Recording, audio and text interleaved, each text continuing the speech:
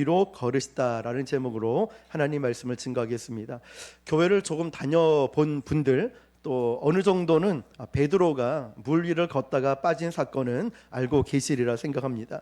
그런데 저는 이 말씀을 준비하면서 왜 베드로가 또 제자들이 그 폭풍우 가운데 그 밤늦게 새벽에 그 호숫가를 건너야 했을까 생각을 해보았습니다.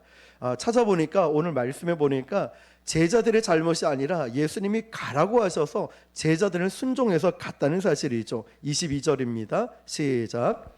예수께서 즉시 제자들을 재촉하사 자기가 무리를 보내는 동안에 배를 타고 앞서 건너편으로 가게 하시고. 아멘. 자, 이제 해가 떨어져서 칠흑같이 어두운 밤이었습니다. 이런 시간은 보통 배가 나갔던 배도 다시 돌아오는 시간인데요. 그런데 이 어둠이 있는 시간에 예수님 말씀에 순종해서 배를 끌고 나갔습니다. 건너편 가려고. 그런데 가다 보니까 폭풍을 만난 것이죠. 여러분, 때로는 우리가 주님의 말씀에 불순종해서가 아니라 순종했는데도 생각지도 못한 폭풍을 만날 때도 있습니다. 주님, 제가 개척하고 싶어서 했습니까? 하나님, 제가 이 사명을 감당하고 싶어서 했습니까? 저는 주님 말씀에 순종해서 한 것밖에 없습니다. 이런 폭풍이, 인생의 고난이 오면은 우리는 믿음의 갈등을 하게 됩니다. 이게 무슨 상황이지? 나는 주님 말씀에 순종한 것밖에 없는데 왜 폭풍이 오고 고통이 오는 것일까? 예수님은 폭풍이 온다는 것을 알고 계셨습니다. 그러면서 제자들을 건너편에 보내야만 했다는 것이죠. 그렇다면 오늘 이 말씀을 우리가 이해하기 위해서는 이 사건 바로 직전에 어떤 일이 있었는가를 살펴볼 필요가 있습니다. 위쪽으로 조금만 올라가 보시면 오늘 본문 사건 전에 오병이어의 사건이 나옵니다. 수많은 병자를 고치시고 예수님의 설교에 많은 사람들이 큰 은혜를 받고 은혜 충만한 날이었습니다. 정말 클라이맥스가 언제였냐면 저녁 시간이었어요. 배고픈 많은 군중들 사이에서 오병이어의 기적을 베푸시죠. 남자만 5천 명이지 여자와 어린아이, 노인까지 포함하면 1만 명이 넘는 사람들이었습니다. 오병이어의 기적 사건이 일어난 직후였다는 거죠. 요한복음에 보니까 흥분한 군중들은 예수님을 왕으로 세우려고 했다고 합니다. 그런데 철없는 예수님의 제자들은 청중들, 군중들이 흥분해서 예수님을 왕으로 세우려고 이러니까 청중들보다 제자들이 더 흥분한 거예요. 왠지 아십니까? 나도 이제 유명해지겠구나. 나도 자리 하나 얻을 수 있겠구나. 나도 이제 다리 좀 뻗고 나도 이제 좀 살 수 있겠구나. 예수님의 시대가 왔다. 이러면서 군중들이 흥분하니까 제자들은 더 흥분하고 있는 거예요. 예수님께서 이 광경을 보시고 제자들을 보면서 안 되겠다 판단하신 거예요. 그래서 즉시로 예수님은 제자들을 배에 태우고 야, 너희들 건너편에 가 있어 말씀하신 거죠. 제자들은 이해가 되지 않았어요. 예수님, 지금 예수님은 슈퍼스타가 됩니다. 최고 인기 스타가 됩니다. 아니, 이렇게 분위기 좋은데 왜 저희들을 다른 곳으로 보내려고 하십니까? 그래서 예수님은 억지로 제자들을 태워서 보내신 겁니다. 그리고 많은 군중들을 다 흩으시고 예수님은 산으로 가셨습니다. 천지를 다스리시는 예수님께서 그 밤에 폭풍이 온다는 걸 모르셨겠습니까? 아셨죠. 그렇지만 예수님 보기에는 제자들 상태를 보니까 이래서는 안 되는 거예요. 남아있는 군중들도 흥분해서 예수님을 스타로 만들려고 하는데 제자들을 보니까 어이가 없는 거예요. 자기들이 더 좋아가지고 정신을 못 차리고 있는 거예요. 그래서 예수님은 이곳에 인기를 받고 이런 대우를 받으면서 있는 것보다 폭풍 속으로 들어가는 것이 너희들은 영적으로 훨씬 더 안전하다 말씀하시는 거예요. 여러분, 지금 육지에 남아 있으면은 제자들은 화려함이 있어요. 인기도 얻을 수 있고요, 흥분됨도 있고 좋은 것을 누릴 수 있고 대우를 받을 수 있습니다. 그런데 이것은 하나님 뜻 밖에 있는 인생이었다는 거예요. 그렇지만 여러분, 그 호숫가에 폭풍이 있다 할지라도 하나님 뜻 안에 있는 인생은 안전한 인생입니다. 여러분, 우리가 아무리 세상적으로 잘 나간다 하더라도요, 하나님 뜻 밖에 있다면 그것은 잘못된 인생이에요. 우리가 아무리 가난하고 힘들고 어려운 시간을 보낸다 할지라도요, 우리가 하나님 뜻 안에 있으면 영적으로 가장 안전한 선택인 줄 믿습니다. 제자들은요, 그 하룻밤에 극과 극을 경험했습니다. 한순간 수많은 사람들로 인하여 환호와 또 인정과 대우를 받으면서 있었지만, 또 이제는 뭔가 좀 될 것 같다라는 기대감도 있었지만, 몇 시간도 못 돼서 이제는 호수 한복판에서 물에 빠진 생쥐처럼 폭풍에 시달리면서 이러다 죽는 거 아니야? 죽느냐 사느냐의 사경을 헤매는 그런 걱정을 해야 되는 신세가 불과 몇 시간 만에 되어 버렸다는 사실이죠. 우리 인생도 그렇지 않습니까? 확 올라갈 때가 있는 반면에 확 내려갈 때가 있어요. 아, 내가 뭔가 좀 되었다, 나도 이제 어깨에 힘을 좀 주고 살면 되겠다는데 갑자기 떨어질 때가 있어요. 직장을 잃을 때도 있고요, 건강을 잃을 때도 있고, 믿었던 사람이 떠나기도 하고, 이런 갑자기 떨어지는 순간, 잠깐 돈 좀 벌고 직분이 좀 높아지고 천하를 다 잡은 줄로 착각할 때가 있어요. 그런 축복에 취해 있다 보니 그 복을 주신 하나님을 망각하는 일들, 그것 때문에 우리가 영적으로 시험된다는 거예요. 하나님을 잊어버려요. 이 복 때문에. 이런 놀라운 축복을 바라보다 보니 하나님을 잊어버리고, 그러다 보니 영적으로 시험들어요. 그럴 때는 하나님 소리가 들리지 않아요. 주의 음성이 들리지 않아요. 세상의 소리가 너무 많이 나에게 들어오고 있거든요. 하나님은 변함없이 지금도 말씀하고 계신데 우리가 세상 소리에 사로잡혀서 주님의 음성이 들리지 않아요. 영적으로 가장 위험할 때이죠. 그래서 하나님은 우리가 자아도취에 빠지기 전에, 우리 인생이 망하기 전에, 우리가 교만하기 전에 이 제자들처럼 육지를 떠나서 폭풍 가운데 들어가라 말씀하시는 거예요. 폭풍에 휘말리면서 고난을 겪으면서 하나님 살려주세요, 하나님 도와주세요, 이것밖에 외칠 수 없는, 다시 말하면 기도밖에 할 수 없을 때 진짜 기도가 나온다는 것처럼 우리가 하나님 살려주세요라고 말할 수밖에 없는 그런 지경까지 우리를 몰아내신다는 거예요. 나약한 인간임을 깨닫게 해주시는 거예요. 하나님은 우리를 밀어넣는 그 순간이 바로 부서지는 순간이에요. 내 자아가 부서지고 내 교만이 부서지는 시간이에요. 괴롭죠, 힘들죠, 두려워요. 그러나 영적으로 반드시 필요한 시간이에요. 이거 아니면, 이 고난, 폭풍 아니면 난 안 깨져요. 교만하면 안 깨져요. 교만한 마음이, 인간적 생각들이 안 깨져요. 자꾸만 나에게 폭풍이 와야 돼요. 그 폭풍 때문에 힘들고 괴롭지만 영적으로 깨어진다는 것이죠. 25절, 예수님은 그때 무엇을 하고 계셨냐면, 시작. 밤 사경에 예수께서 바다 위로 걸어서 제자들에게 오시니. 아멘. 여기서 밤 사경은 거의 새벽 4시쯤을 의미하고 있습니다.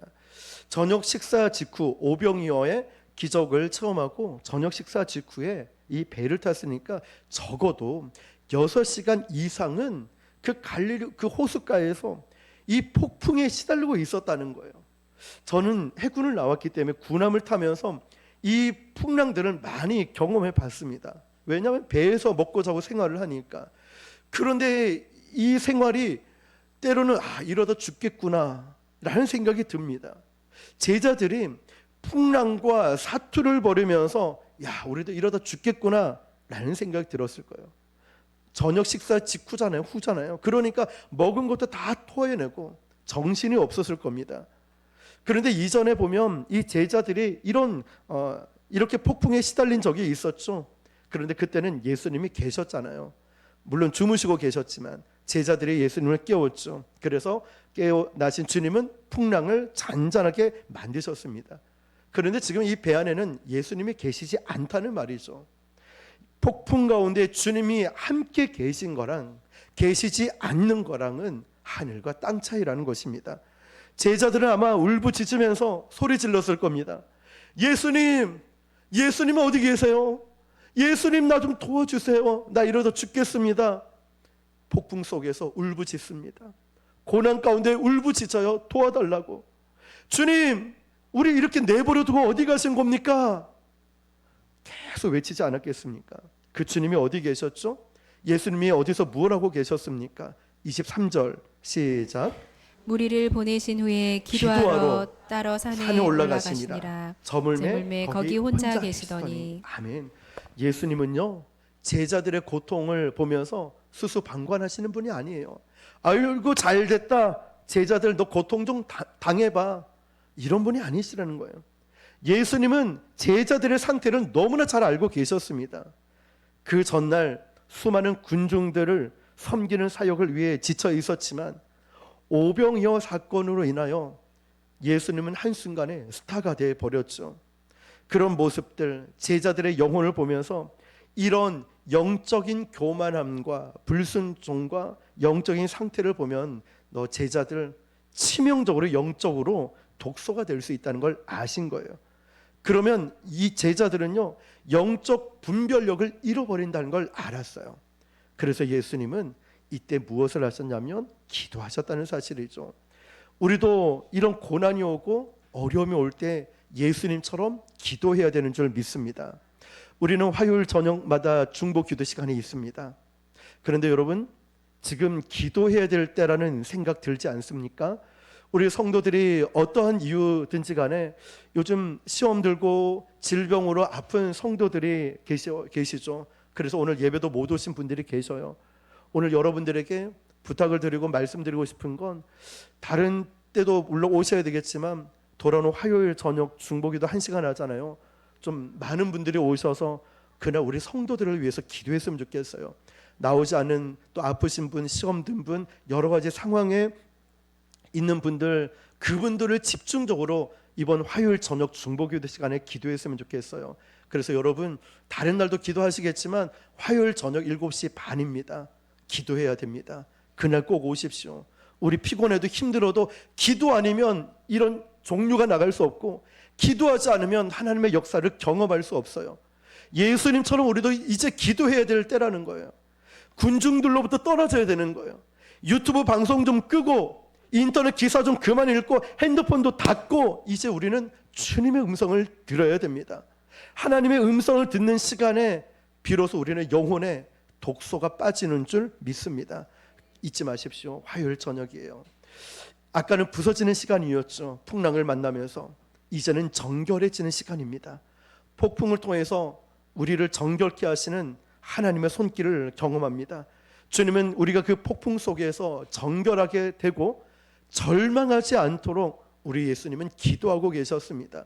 그리고 주님은 주님의 시간에 제자들에게 찾아오셨습니다. 제자들은 이제 이 폭풍 가운데 6시간 이상을 시달리고 있으니까 어떤 생각 들었을까요? 나 이제 끝났다. 나는 이제 다 끝났다라고 생각했을 것입니다. 이 폭풍은 견딜 수가 없었어요. 그래서 이 제자들은요, 나 다 끝났어, 난 이제 죽었어 라고 모든 것을 내려놓은 그 시간에 예수님이 오셨다는 거예요. 참 하나님의 타이밍은 절묘하지 않습니까?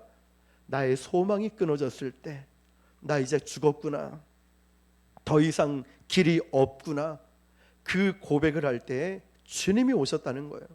저에게는 가장 컸던 것 중에 하나가 부곡동에 교회가 있을 때 스님으로부터 계속 시달림과 힘듦을 겪고 있을 때 제가 그랬거든요. 하나님, 저 이제 그만할게요.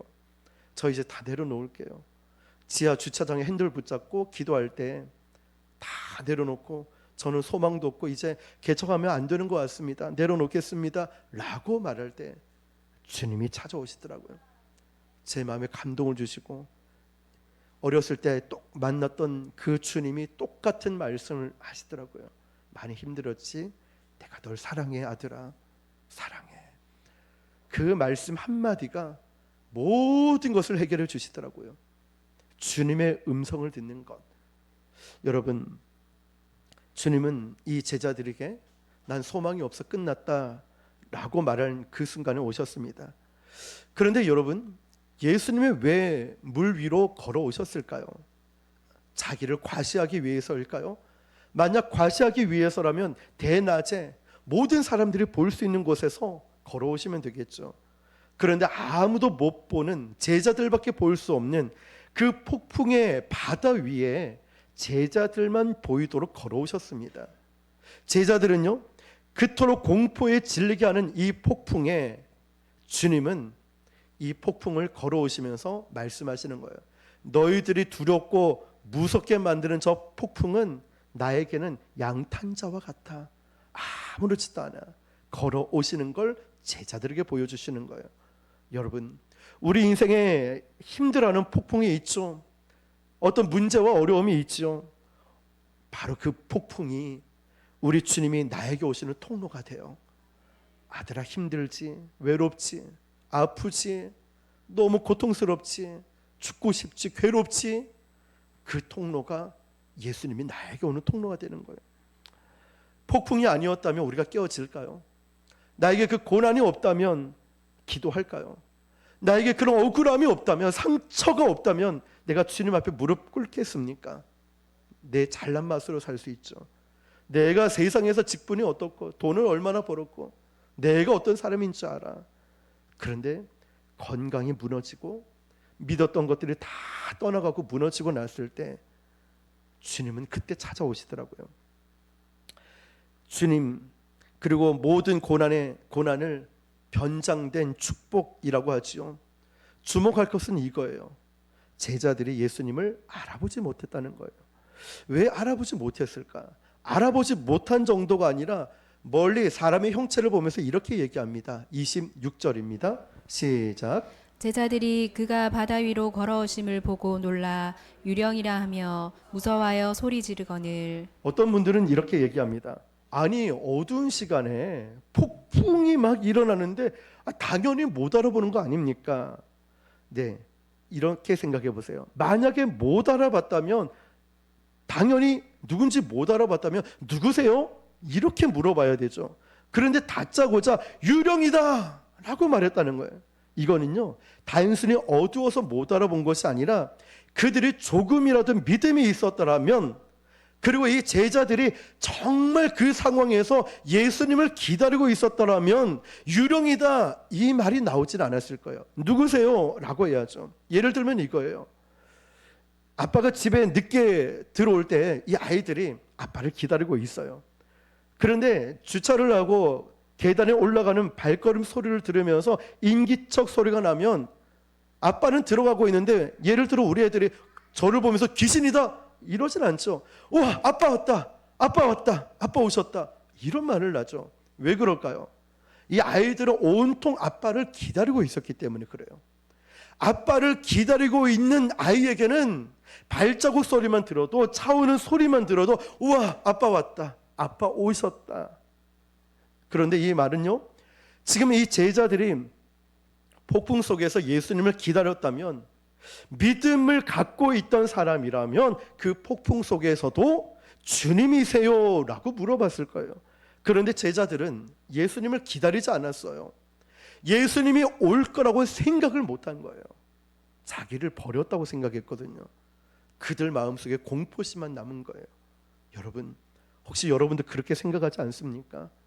기도를 하고 있으면서 믿음 없이 기도를 하고 응답 받지 못할 걸 믿고 기도하고 있지는 않습니까?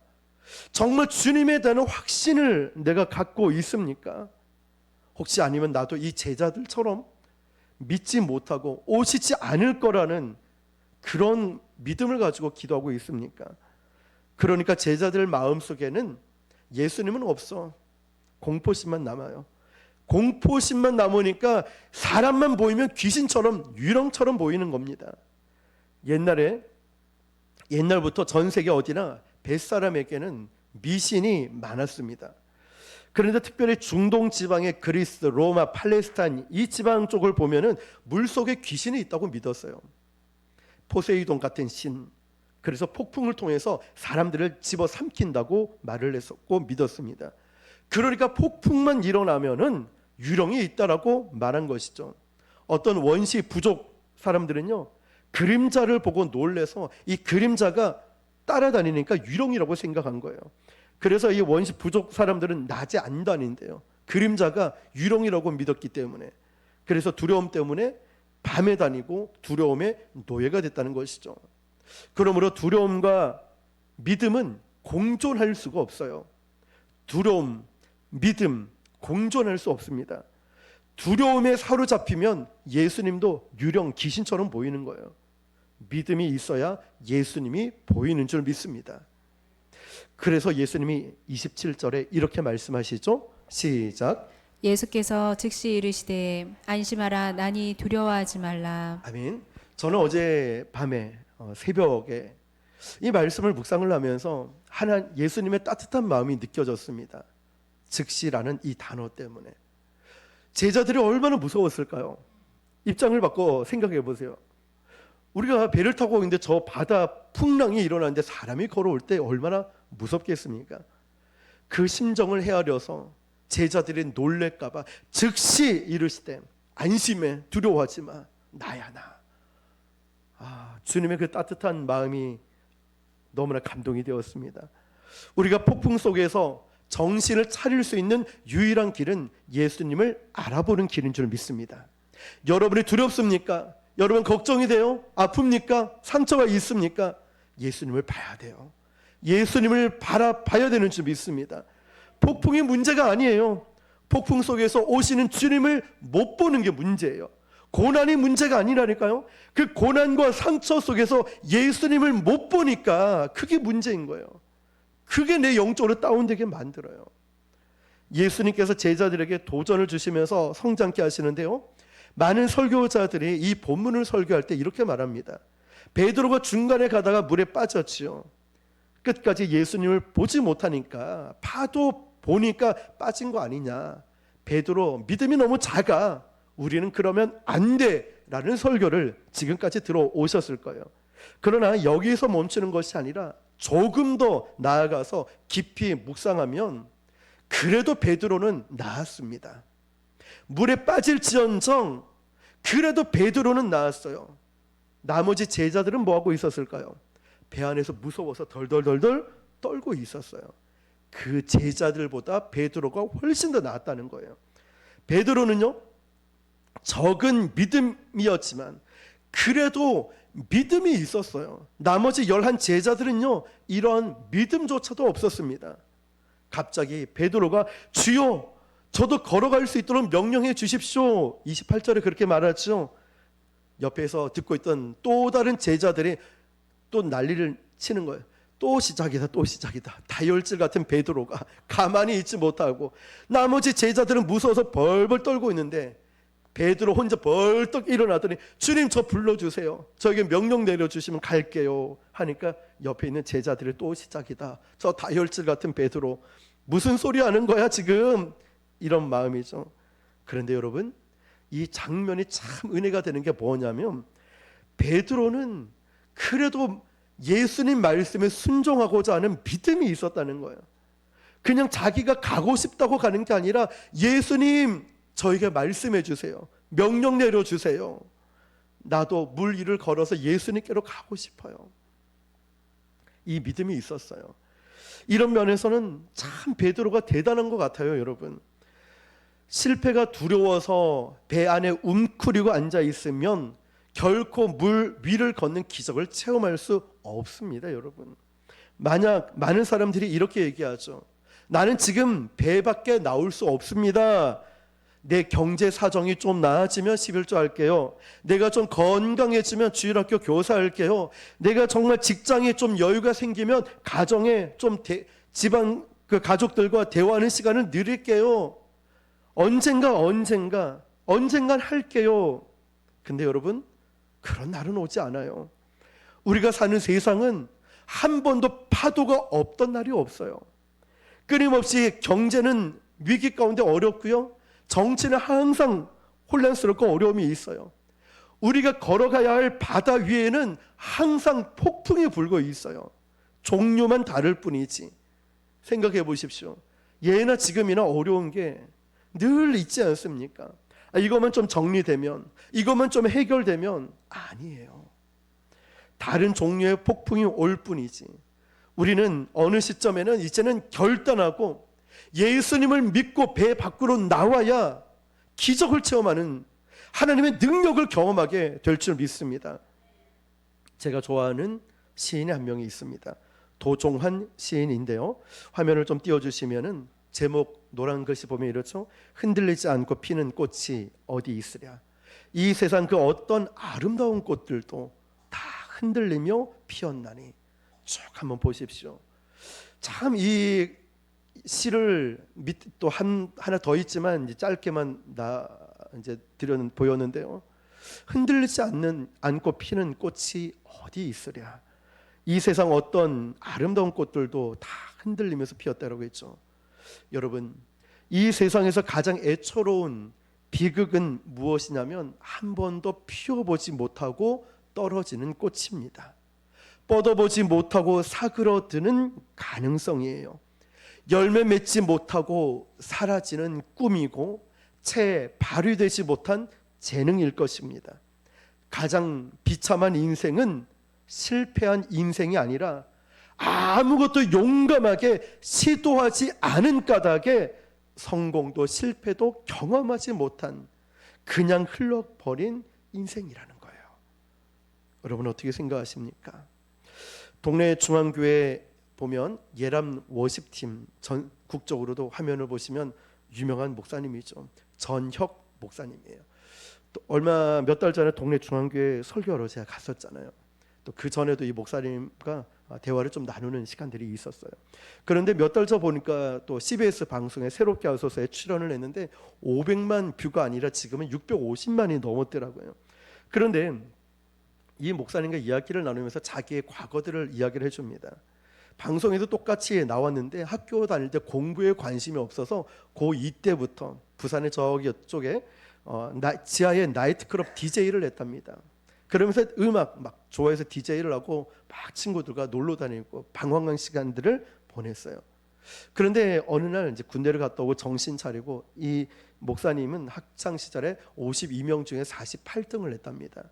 그런데 정말 하나님의 은혜로 법대를 가게 되고 그리고 신학교를 가게 됐고 훌륭한 목사님이 지금 되었죠.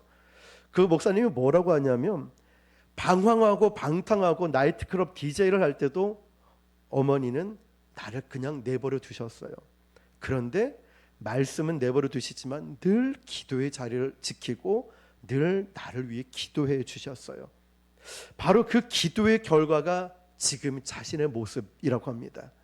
결국 그 어머니의 기도가 예수님 중심으로 중심을 잡게 만들었다는 것이죠.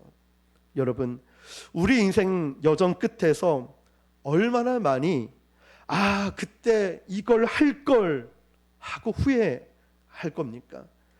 줄 수 있었는데 주지 못했던 이웃을 향한 사랑들, 말할 수 있었는데 차마 말하지 못한 사랑한다는 그 말, 막을 수 있었는데 막지 못했던 잘못된 일들, 하나님께서 분명히 시도하라고 말씀하셨는데 남들 앞에서 실패하는 게 두려워서 아예 해보지도 못했던 일들, 하나님이 분명히 부르심이 있었는데 내가 갖고 있는 것을 잃게 될까봐 두려워서 순종하지 못했던 일들.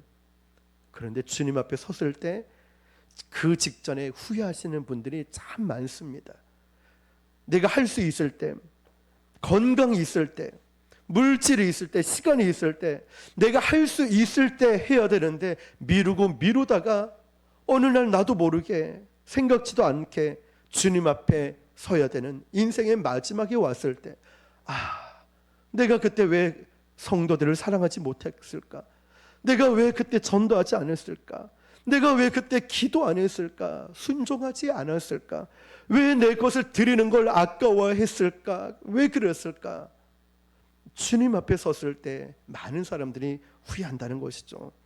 여러분, 우리 모두에게 끊임없이 배 밖으로 나오라고 주님께서 부르시는 때가 있습니다. 근데 혹시 여러분, 아직 저는 준비가 안 됐거든요. 아니요, 하나님, 제가 다음에, 제가 좀 직장이 안정되면, 제가 돈을 좀 벌어놓고, 제가 시간이 나면 미루다가 여기까지 오지는 않으셨습니까?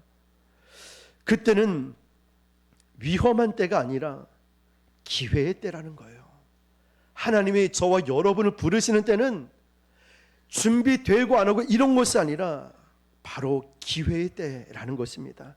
여러분이 두렵다고 해도요, 그 폭풍 가운데 예수님이 계시다는 거예요. 예수님 보고 베드로처럼 배 밖을 나와서 발을 내디딜 때 놀라운 일들이 일어납니다. 그리고 기억하십시오. 그렇게 순종하는 사람들을 예수님은 끝까지 책임져 주십니다. 베드로가 용감했죠. 그러나 무모한 사람은 아니었습니다. 베드로가 철저하게 예수님이 부르실 때부터 말씀을 들으면서 말씀에 의지하여 그물을 내리리이다 했던 사람이 있죠. 베드로는 딴 건 몰라도 말씀 중심의 결단이 있었습니다. 말씀 없으면 나서지 않았다는 거예요. 이게 베드로의 장점이에요. 지난 시간 말씀드렸듯이 우리가 왜 죄를 지을까요? 죄를 바라보는 것이 아니라 근본적 원인을 바라보면 말씀이 없으니까 죄를 지어요. 하나님의 뜻이, 하나님의 마음이 어떤지 모르니까 말씀을 통하여 하나님의 뜻을 알고 말씀을 통하여 아버지의 마음을 알아야 되는데 모르니까 죄를 짓는 거예요. 모르니까 자꾸만 언성이 높아지고 모르니까 자꾸만 인간적인 방법으로 가지만 말씀을 통하여 주님의 마음을 아는 사람은 베드로처럼 순종하게 되는 것이죠. 여러분, 베드로는 그냥 그물을 내린 것이 아니라 밤이 새도록 고기를 잡으러 갔지만 한 마리도 못 잡았지만 말씀에 의지하여 제가 그물을 내리리이다. 여러분, 베드로는 딴 건 몰라도 말씀 중심의 결단이 있었습니다. 말씀이 없으면 나서지 않아요. 이게 장점이라는 거죠. 우리도 이걸 배워야 됩니다. 부르심이냐 아니냐 이게 참 중요하죠. 그럼 말씀 확인하고 순종하고 배 밖으로 나가는 거예요. 사실 베드로가 처음에는 신이 나서 흥분돼서 예수님 성격대로 다혈질 나 불러주세요. 그래 일로 오너라. 나갔어요. 베드로는 너무 기쁜 마음으로 물 위를 예수님 바라보고 걸어갔습니다. 문제는 이거죠. 베드로의 장점이자 단점, 말씀에 의지하여 갔지만 끝까지 가지 못해요. 초지일관으로 끝까지 가지 못해서 빠지게 되었죠, 물에. 그만큼 어렵다는 거예요. 예수님이 문제가 아니라 폭풍의 바다가 문제가 아니고 중간에 베드로가 딴 눈 팔기 시작할 때 바람을 보고 무서워서 빠지게 됐다는 거예요. 여러분, 폭풍의 바다는 항상 똑같습니다.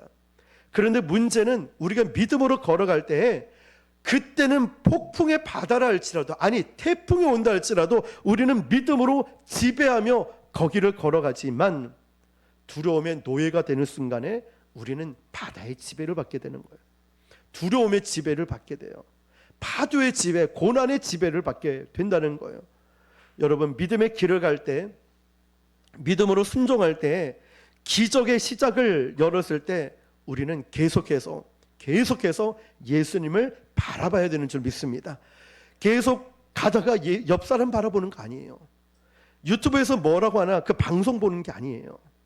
주님 말씀 뭐라고 하시는지, 주님이 나에게 뭐라고 말씀하시는지를 들을 수 있어야 됩니다. 그래서 사명의 길을 우리가 가고 있잖아요. 직분자의 길을 걸어가잖아요.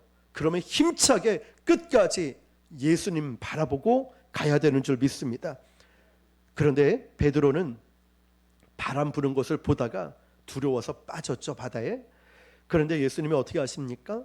즉시로 손을 내밀어서 베드로를 건져 주셨습니다. 그리고 뭐라고 말씀하시죠? 믿음이 작은 자여 왜 의심하였느냐. 근데 여러분, 베드로는요 작지만 믿음이라도 있었어요.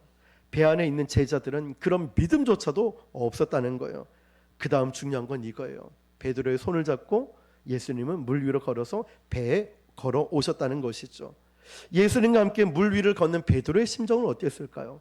마치 어린아이처럼 예수님 손을 잡고 막 뛰어다니면서 얼마나 행복한 걸음을 걸었을까요? 좀 전까지 물에 빠져서 죽겠습니다 예수님 나 좀 구원해 주세요 건져 주세요 했던 베드로가 마치 어린아이가 아버지 손을 잡고 막 뛰어다니고 놀러 이렇게 펄쩍펄쩍 뛰는 것처럼 기뻐했어요. 풍랑이 일어도 기뻐했어요. 고난이 와도 두려움이 와도 기뻐했어요. 왜 그렇게 가능했을까요? 믿는 구석이 있으니까. 믿는 구석이 있으니까. 역사가 이루어지기 전까지 폭풍은 계속 우리를 흔들어 댈 겁니다. 그때 빠진다 해도 예수님이 살려주실 겁니다. 위대한 믿음의 사람들 초지일관으로 끝까지 간 거 아니에요. 가다가 빠지고 넘어지고 실수하고 때로는 포기하고 싶을 만큼의 어려움도 있었습니다. 그렇지만 예수님은 또다시 건져주셨다는 거예요. 우리도 또다시 건져주십니다. 우리 넘어지고 쓰러져도요, 두려움 가운데 있어도요, 사랑하는 아들아 딸아 두려웠지? 자, 내 손 잡아 다시 일어나. 그 주님의 손을 잡은 베드로, 그 주님의 손 잡고 일어나는 우리는 얼마나 기쁘고 그 놀라운 기적을 우리가 체험할 수 있지 않을까요? 주님은 오늘 우리에게, 우리 교회에 이런 기적을 주길 원하십니다. 오늘 베드로같이 작은 믿음이랄지라도 주님 바라보면 됩니다. 베드로같이 가다가 물에 빠져도 우리 주님은 건져 주십니다. 걱정하지 마세요. 다시 한번 힘을 내어서 우리도 하나님의 그 놀라운 기적의 역사를 체험하는 주인공 되시기를 주님의 이름으로 축원합니다. 기도하기